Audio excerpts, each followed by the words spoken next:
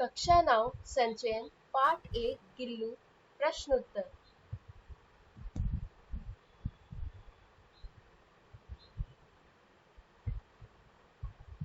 प्रश्नोत्तर। प्रश्न 1। सोनजूही में लगी पीली कली को देख लेखिका के मन में कौन से विचार उमड़ने लगे? उत्तर। लेखिका ने जब सोनजूही में लगी पीली कली को देखा तो उनके मन में शक छोटे से जीव गिलहरी का स्मरण हो आया जिसे वे गिल्लू कहती थी। गिल्लू इसी बेल की हरियाली में छिपकर बैठ जाता था। प्रश्न 2। पाठ के आधार पर कौवे को एक साथ समादृत और अनादृत प्राणी क्यों कहा गया है?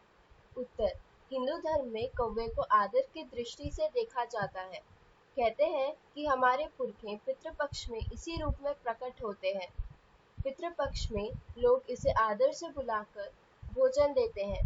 कहते हैं कौवे छत की मुंडेर पर बोले तो दूर से प्रियजन मिलने आते हैं, परंतु कौवे की बोली बहुत कड़वी और कानों को चुभने वाली होती है, इसलिए सब इसे भगाकर अनादरित भी करते हैं। प्रश्न 3। गिलहरी के घायल बच्चे को उपचार किस प्रकार से किया गया? उत्तर। लेखिका गिलहरी के घायल बच्चे को उठाकर अपने कमरे में ले आई। उसका घाव रुई से पोंछकर उस पर पेनिसिलिन दवा लगाई। गिलहरी का बच्चा क्योंकि नवजात था, इसीलिए वह स्वयं आहार ग्रहण करने में असमर्थ था। इसीलिए लेखिका ने उसके मुंह में दूध डालने की कोशिश की, परंतु उसका मुंह खुल नहीं सका। कई घंटों के उपचार के बाद उसने एक बूंद पानी पिया। 3 दिन के बाद उसने आंखें खोली और धीरे धीरे स्वस्थ हो गया। प्रश्न 4। लेखिका का ध्यान आकर्षित करने के लिए गिल्लू क्या करता था? उत्तर। लेखिका का ध्यान आकर्षित करने के लिए गिल्लू उनके पैरों के पास आकर खेलता रहता, फिर सर से पर्दे पर तेजी से चढ़ जाता और उतनी ही तेजी से उतरता था। इस तरह वह भाग दौड़ तब तक करता रहता जब तक लेखिका उसे पकड़ने के लिए नहीं उठती थी। प्रश्न 5। गिल्लू को मुक्त करने की आवश्यकता क्यों समझी गई और उसके लिए लेखिका ने क्या उपाय किया? उत्तर। गिल्लू के जीवन का पहला वसंत आया, अर्थात गिल्लू 1 वर्ष का हो गया था।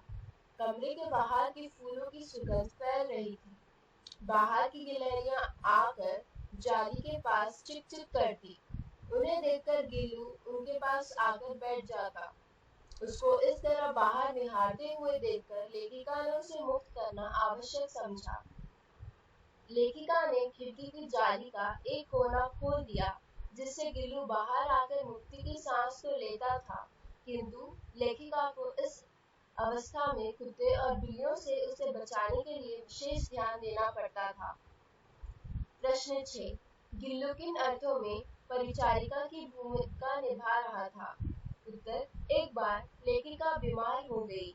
उनकी अस्वस्थता की स्थिति में गिल्लू सिरहाने बैठ जाता था और नन्हे नन्हे पंजों से उनके बालों को सहलाता रहता। इस प्रकार वह सच्चे अर्थों में परिचारिका की भूमि निभा रहा था।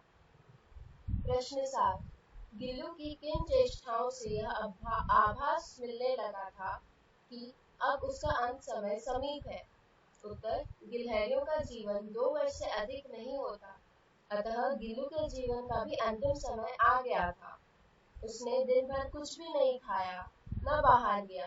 अंत समय की मुश्किल के बाद भी झूले से उतरकर लेखिका के बिस्तर पर आ गया और अपने ठंडे पंजों से लेखिका की उंगली पकड़कर हाथ से चिपक गया।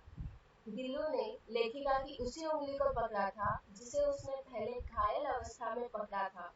उसकी इन्हीं चेष्टाओं को देखकर लेखिका को आभास मिलने लगा कि अब उसका अंतिम समय निकट है। प्रश्न 8।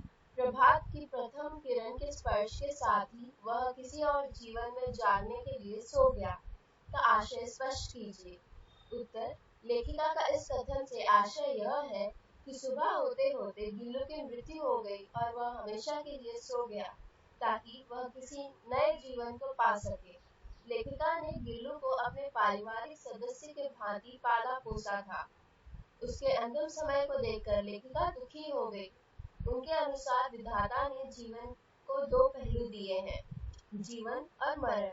जीवन खुशी का और मरण दुख की अनुभूति कराता है।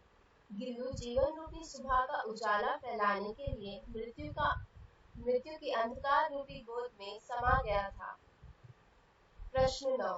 सोनजूही की लता के नीचे बनी गिल्लू की समाधि से लेखिका के मन में किस विश्वास का जन्म होता है? उत्तर, लेखिका ने सोनजूही की लता के नीचे गिल्लू की समाधि बनाई क्योंकि यह लता गिल्लू को बहुत पसंद थी। वह उसकी सघन छाया में छिपकर बैठ जाता था।